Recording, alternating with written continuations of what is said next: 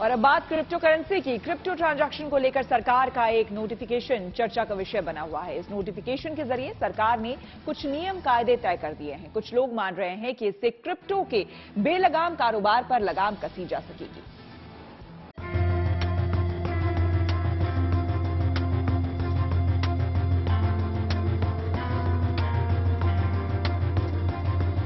Crypto currency के transaction से जुड़े वित्त मंत्रालय के ताजा नोटिफिकेशन को लेकर नई बहस छिड़ गई है।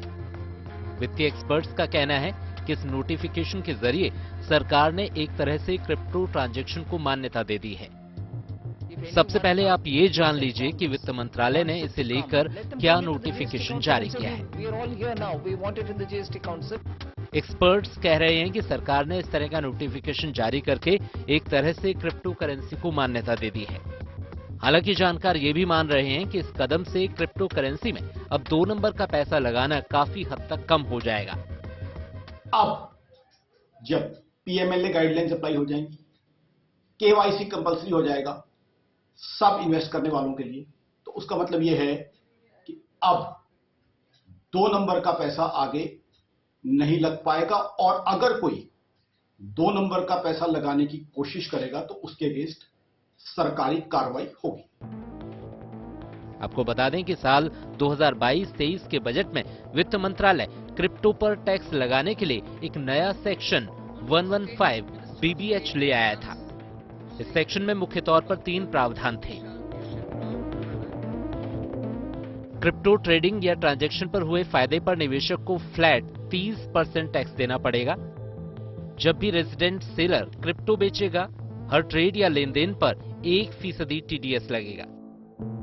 ये TDS 1 जुलाई 2022 से लागू हो जाएगा।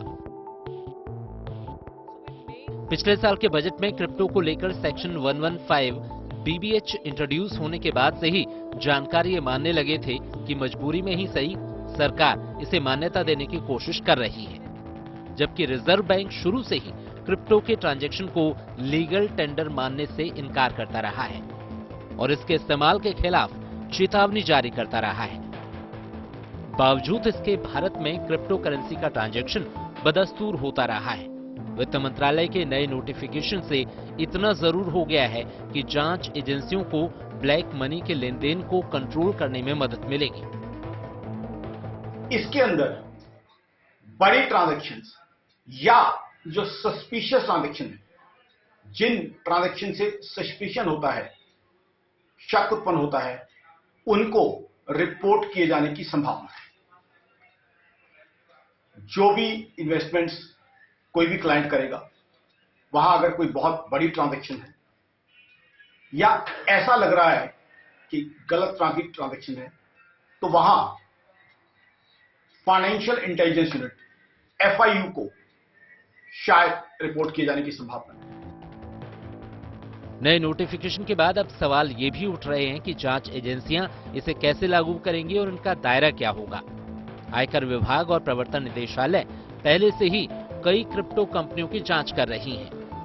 बहरहाल सरकार की मंशा ये है कि अगर इसे रोका नहीं जा सकता तो कम से कम आम निवेशकों की सुरक्षा सुनिश्चित कर दी जाए।